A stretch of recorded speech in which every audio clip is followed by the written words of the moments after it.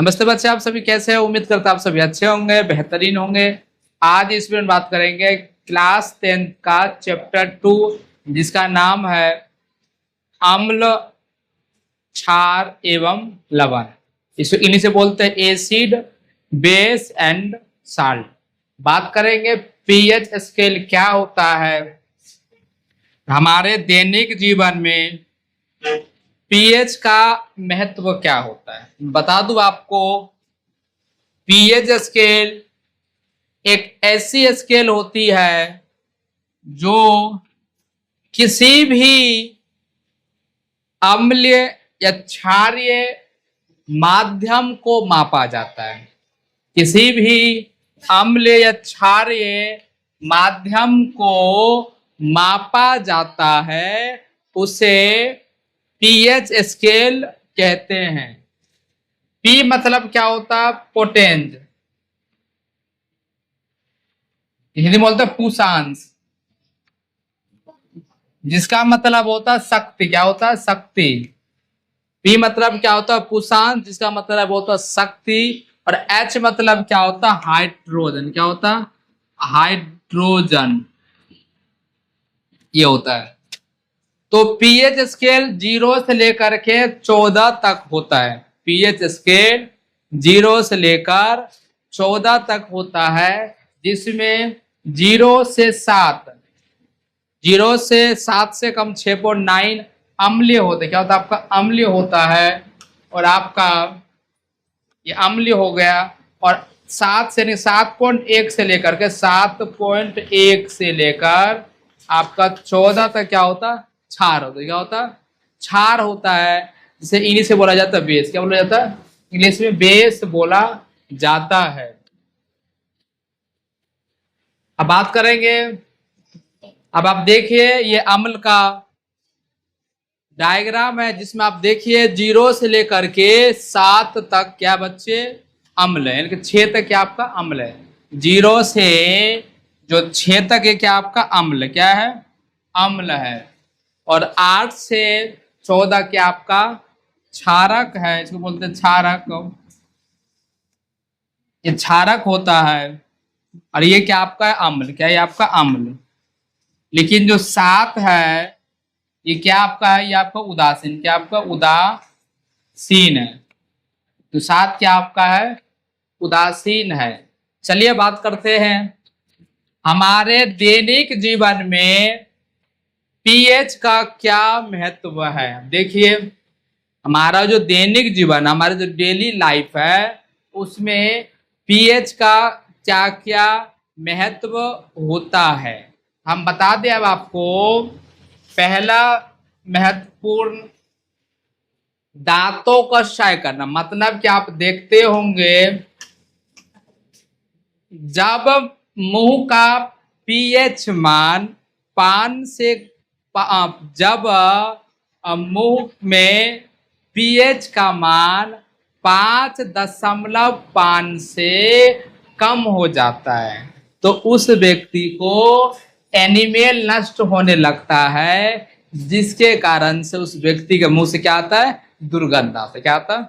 दुर्गंध आता है, जिसे डॉक्टर के भाषा में उसे पायरिया बोला जाता है। क्या बोला जाता है? पायरिया। तो ये आपको समझ में आ गया पायरिया क्या होता है। जिस व्यक्ति के मुंह में पीएच का मान 5.5 से कम हो जाता है, उसे पायरिया रोग हो जाता है। अब पायरिया रोग को क्या उपाय है? तो पायरिया रोग को एक हमें क्षारीय टूथपेस्ट उपयोग करना चाहिए। कैसे? क्षारीय, तो जिससे उस व्यक्ति के पायरिया रोग भी खत्म हो जाएगा, मुंह से बदबू भी नहीं आएगा, और मसूड़े जो सूजन आता है, सूजन भी आपका नहीं आएगा। आया नहीं है? अब बात करते हैं दूसरा, हमारे पाचन तंत्र में। आपको मैं बता दूं, हमारे पाचन तंत्र में सबसे महत्वपूर्ण भूमिका HCl होती है। क्या होता है? और HCl का फुल फॉर्म क्या होता है? हाइड्रोक्लोरिक अम्ल। क्या होता है? हाइड्रोक्लोरिक अम्ल। पाचन तंत्र में पीएच इन डाइजेशन, हमारे पाचन तंत्र में पीएच में हमारे पेट में क्या होता है, हाइड्रोक्लोरिक अम्ल। तो क्या होता है, हाइड्रोक्लोरिक अम्ल होता है जो भोजन को पचाने में सहायक करता है। हमारे शरीर में जो हम भोजन खाते हैं, जो भोजन आसानी से पच जाता है। क्यों पचता है, क्योंकि हमारे पेट में हाइड्रोक्लोरिक अम्ल होता है। अब पूछेंगे अम्ल क्या करता है, यह अम्ल हमारे भोजन को आसानी से पचा देता है। क्या करता है, हमारे भोजन को आसानी से पचा देता है। और पचने के बाद आपका अधिक अम्लता होने पर एंटासिड लिया जाता है। आपने देखोगे जब आप किसी पार्टी फंक्शन में आप जाते हो, आप बहुत अधिक खाना खा लेते हो, आपके पेट से धुएं डकार की क्या आती, आवाज आता है, पेट में से आवाज आता है। तो ये कैसे होता है, आप हद से ज्यादा खाना खा लेते हैं जिससे आपका खाना पच नहीं पाता, कुछ खाना अपच हो जाता है। फिर आप क्या लेते हैं, आप इनो पीते हैं, आप स्प्राइट पीते हैं, और आप क्या पीते हैं, और आप उसके अंदर नींबू का रस भी निचोड़ते हैं। ऐसा क्यों करते हैं, ताकि आपका खाना आसानी से पच जाए और आपके पेट में से कोई आवाज नहीं आनी चाहिए। चलिए बात करते हैं अब आगे। बात करेंगे, देखिए मधुमक्खी एवं चींटी के डंक।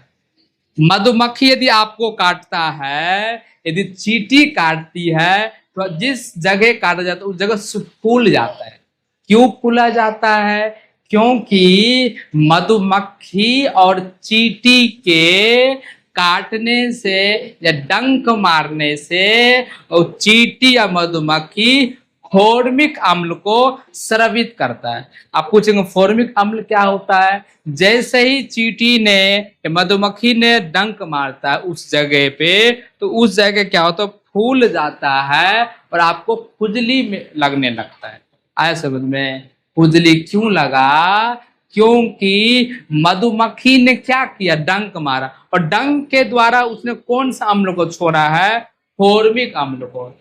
तो इसे कम करने के लिए हमें बेकिंग सोडा का उपयोग करना चाहिए। किसका, बेकिंग सोडा क्षार का उपयोग करना है ना, बेकिंग सोडा क्षार का उपयोग करना चाहिए, जिससे हमें जलन भी कम मचेगा। अब बात करते चलिए आगे, हमारे रक्त में, हमारे रक्त, तो बता दे अब आपको, रक्त का पीएच मान लगभग 7.4 होता है। चाहे नर का हो चाहे मादा को, दोनों का पीएच रक्त में 7.4 होता है। समझे, यदि किसी का मतलब कि इससे अधिक हो जाता है, इससे कम हो जाता है, तो उसका स्वास्थ्य क्या हो जाता है, धीरे धीरे खराब होने लगता है। अब बात करते हैं पर्यावरण वर्षा जल का पीएच कम से कम, मतलब आपको कोई पूछ ले रेन एसिड क्या होता है, यानी कि अम्ल वर्षा क्या होती है, तो अम्ल वर्षा एक ऐसी वर्षा होती है जिसका पीएच मान 5.6 से कम हो जाता है। जिस वर्षा का मान 5.6 पीएच से कम होता है, उसे अम्लीय वर्षा कहते हैं, उसे अम्लीय वर्षा कहते हैं। समझे आया जी, तो जिस पीएच का मान, जिस बारिश के अंदर यदि पीएच का मान 5.6 से कम होता है, उसे क्या बोलते हैं, अम्ल वर्षा। और अम्ल वर्षा में क्या क्या चीज होता है, अम्ल वर्षा में सल्फ्यूरिक एसिड, नाइट्रिक एसिड होता है, जिसके कारण से यह जितने भी जीव जंतु पानी के अंदर रहते उन्हें जीवन जीना बहुत ही कठिनाइयों का सामना करना पड़ता है। चलिए बात करते हैं आगे। न्यूट्रलाइजेशन रिएक्शन किसे कहते हैं? इसको हिंदी में बोलते हैं उदासीनीकरण अभिक्रिया।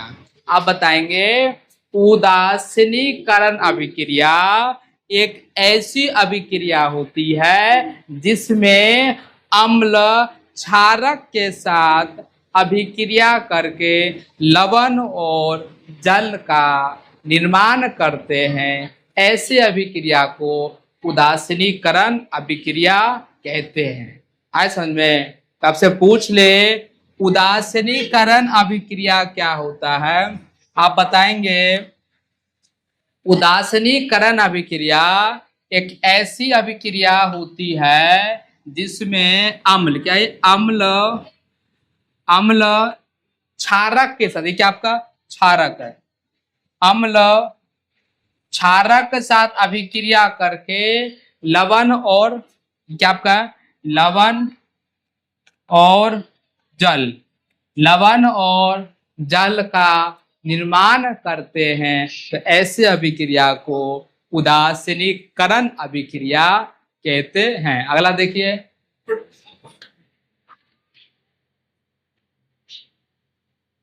बात करेंगे अधातु ऑक्साइड अम्लीय प्राकृतिक के होते हैं। जितने भी अधातु ऑक्साइड होते हैं वो क्या होते हैं? प्राकृतिक होते हैं। वे क्षारक के साथ अभिक्रिया करके लवण और जल बनाते। क्या बनाते बच्चे? लवण और जल बनाते। जैसे आप देखिए मेरे पास ये क्या है, कार्बन डाइऑक्साइड। क्या आपका कार्बन डाइऑक्साइड है। ये कार्बन डाइऑक्साइड क्या आपका अधातु, क्या अधातु है। जब कार्बन डाइऑक्साइड को अभिक्रिया किए किस पर? Calcium hydroxide. कैल्शियम हाइड्रोक्साइड क्या क्षारक, क्या है क्षारक। जब आपका अधातु के साथ हमने क्षारक का अभिक्रिया किया, जब अधातु के साथ क्षारक के जब अधातु के साथ क्षारक का अभिक्रिया किए तब आपका लवण और जल का निर्माण, इसको क्या बोलते हैं? लवण और जल का निर्माण होता है। आए समझ में? नहीं आया? आगे अगला आपका है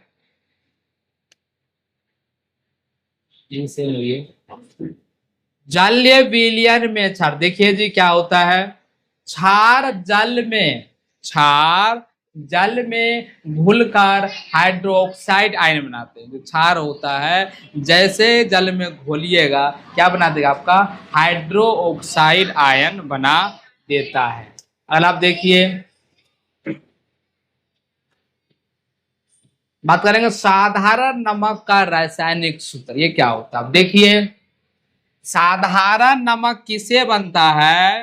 तो साधारण नमक सोडियम और क्लोरीन के साथ क्या बनता है? सोडियम और क्लोरीन के साथ आपका साधारण नमक बनता है।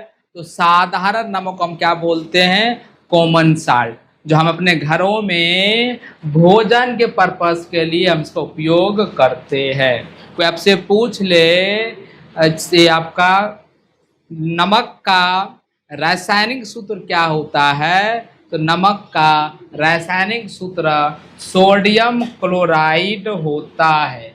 इसका सूत्र, नमक का रासायनिक सूत्र सोडियम क्लोराइड होता है। आया?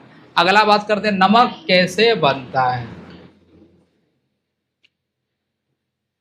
अब देखिए ये आपके बहुत इंपॉर्टेंट है, जो आपके एग्जाम भिवानी बोर्ड, चाहे यूपी बोर्ड, चाहे बिहार बोर्ड, कक्षा 10 साइंस का चैप्टर 2 में क्वेश्चन पूछे जाते हैं। क्या पूछे जाते हैं? सोडियम हाइड्रोक्साइड क्या है, बताएंगे। सोडियम हाइड्रोक्साइड एक प्रकार का कास्टिक सोडा होता है। क्या होता है? प्रकार का कास्टिक सोडा होता है। तो सोडियम हाइड्रोक्साइड का सूत्र क्या होता है, NaOH। अब इसका गुण क्या है, तो यह क्षारीय प्राकृतिक का होता है। कैसा होता है, क्षारीय प्राकृतिक का होता है। दूसरा, यह लाल लिटमस को नीला लिटमस कर देता है। तीसरा, जल में घुलकर OH आयन उत्पन्न कर, जैसे जल में घुलेगा क्या बना देगा, OH आयन को बना देता है। अगला बात करते हैं इसका उपयोग। पहला उपयोग है साबुन और डिटर्जेंट बनाने में। जो साबुन बनता है और जो डिटर्जेंट बनता है, जो आपका सर्फ बनता है, उसमें भी सोडियम हाइड्रोक्साइड का उपयोग करते हैं। दूसरा, कागज बनाने में। तीसरा, आपका कपड़ा उद्योग में हम सोडियम हाइड्रोक्साइड का बनाते हैं, उपयोग करते हैं। देखिए इसको इंग्लिश में क्या बोला जाता है, sodium hydroxide is a strong base. कैसा बेस होता है आपका, बहुत ही स्ट्रॉन्ग बेस होता है। It is also known as caustic soda, इसे कास्टिक सोडा बोला जाता है। इसका केमिकल नेम क्या होता है, सोडियम हाइड्रोक्साइड। इसका प्रॉपर्टी क्या होता है, पहला, it is basic in nature, basic होता है क्षारीय प्राकृतिक में होते हैं। दूसरा, it turn red litmus to blue, red से ब्लू में कर देता है। तीसरा, इट प्रोड्यूस OH आयन, क्या प्रोड्यूस करता है आपका, OH आयन को यह प्रोड्यूस करता है। अब अगला देखिए, अब ये भी तो बहुत ही इंपॉर्टेंट आपके एग्जाम के व्यू से, विरंजक चूर्ण क्या होता है। देखिए, विरंजक चूर्ण एक प्रकार का रासायनिक पदार्थ होता है जिसका उपयोग कपड़ा या कागज को सफेद करने के लिए, कपड़ा या कागज को सफेद करने के लिए ब्लीचिंग पाउडर का उपयोग करते हैं। दूसरा आपका है, जंजक चूर्ण एक प्रकार का रासायनिक पदार्थ होता है जिसका उपयोग कपड़े बनाने में या आपको कागज को सफेद करने के लिए या जल के अंदर जो पानी जो या जल को कीटाणुओं से साफ करने के लिए विरंजक चूर्ण का उपयोग करते हैं। देख, विरंजक चूर्ण का उपयोग कहाँ कहाँ होता है, पहला, कपड़ा उद्योग में कपड़े को सफेदी करने के लिए। जो कपड़ा होता है तो कपड़ा को जो हम उस पर कलर करते हैं, सफेद जो कलर किया जाता है धागे को, उसमें विरंजक चूर्ण की मात्रा डाली जाती है। दूसरा, कागज उद्योग में कागज को साफ करने के लिए। तीसरा, पानी पीने के पानी को साफ करने के लिए भी हम विरंजक चूर्ण का उपयोग करते हैं। अगला आपका है, स्विमिंग पूल के पानी को जो साफ किया जाता है उसके अंदर भी ब्लीचिंग पाउडर डाला जाता है। अगला आप देखिए, बेकिंग सोडा क्या होता है। तो बेकिंग सोडा एक महत्वपूर्ण रासायनिक यौगिक होता है। इसका नया नाम सोडियम हाइड्रोकार्बोनेट होता है। इसका रासायनिक नाम सोडियम हाइड्रोजन कार्बोनेट इसका रासायनिक सूत्र होता है। अब देखिए, NaHCO3 इसका रासायनिक सूत्र होता है। अब बेकिंग सोडा का उपयोग कहाँ कहाँ किया जाता है, तो बेकिंग सोडा का उपयोग पहले बेकिंग पाउडर बनाने में, जिससे केक या ब्रेड फूल जाता। आपने देखा होगा, केक हो गया, चाहे ब्रेड हो गया, चाहे भटूरे हो गए, उसकी वो फूल क्यों जाता है, क्योंकि उसके अंदर क्या मिलाया जाता है, उसके अंदर बेकिंग सोडा मिलाया जाता है। दूसरा, एंटासिड के रूप में पेट की अम्ल को कम करने के लिए, हमारे पेट में अम्ल अधिक हो जाता है, उस अम्ल को कम करने के लिए हम क्या करते हैं, बेकिंग सोडा का उपयोग करते रहते हैं। तीसरा, सोडा अम्ल को अग्निशामक में इसका उपयोग किया जाता है। चौथा, सफाई के कार्यों में भी इसका उपयोग किया जाता है, यानी कि बेकिंग सोडा का।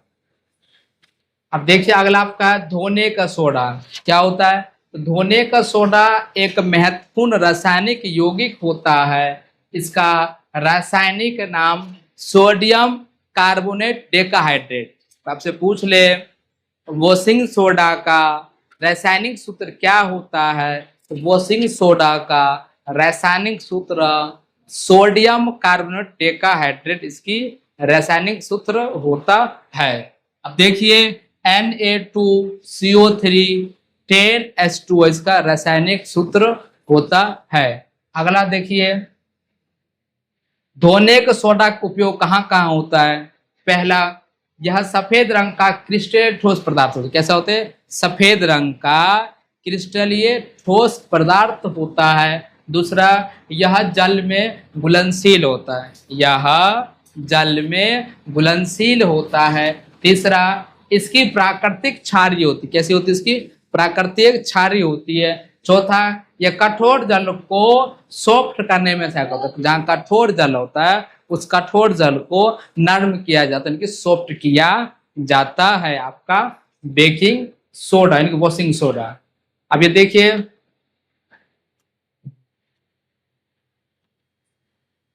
अब बात करेंगे प्लास्टर ऑफ पेरिस क्या होता है।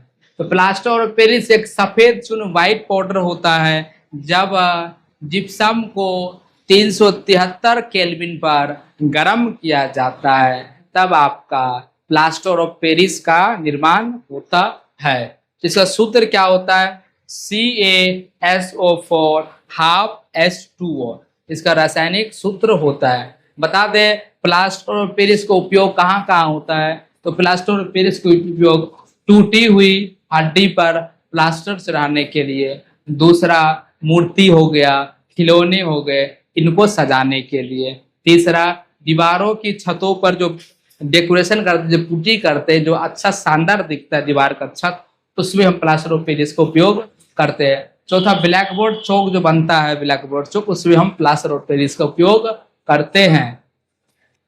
इसका इंग्लिश में ये आपका बाद में प्राकृतिक अम्ल किसे कहते हैं। तो वे अम्ल जो प्राकृतिक स्रोतों से पाया जाता है, वे अम्ल जो प्राकृतिक स्रोतों से पाया जाता है, जैसे पौधे से पाया जाता है, जीवों से पाया जाता है, उसे प्राकृतिक अम्ल कहते हैं।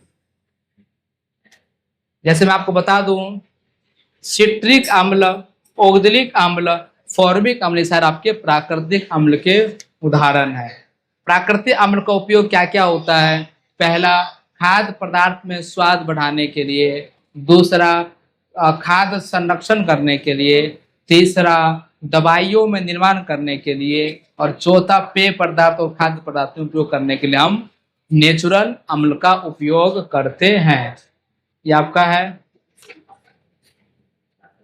बात करते हैं क्लोर क्षार किसे कहते हैं। तो जब सोडियम क्लोराइड के जलीय विलयन में विद्युत धारा प्रवाहित की जाती तो सोडियम हाइड्रोक्साइड क्लोरीन गैस का निर्माण होता है, उसे क्लोर क्षार कहते हैं। इसकी रासायनिक समीकरण क्या होता है? सोडियम क्लोराइड प्लस में H2O, ये जल होता है, क्या बनाते हैं? सोडियम हाइड्रोक्साइड प्लस में आपको क्लोरीन प्लस में H2 गैस। इसका उपयोग क्या क्या होता है? तो क्लोरीन का उपयोग हम जल को शुद्ध करते हैं, जो पीने वाला जल होता है उसे शुद्ध किया जाता है। दूसरा, पीवीसी पाइप समझते हो, जो ग्रीन कलर की पाइप आती है, वो पीवीसी बनाने में हम इसका उपयोग करते हैं। चौथा, ब्लीचिंग पाउडर बनाने में भी हम इसका उपयोग करते हैं। हाइड्रोजन का उपयोग ईंधन और अमोनिया निर्माण करने में करते हैं, हाइड्रोजन का उपयोग। सोडियम डाइऑक्साइड का उपयोग साबुन, कागज और डिटर्जेंट बनाने में हम इसका उपयोग करते हैं। धन्यवाद, मिलते हैं नेक्स्ट वीडियो में। जय हिंद, जय भारत।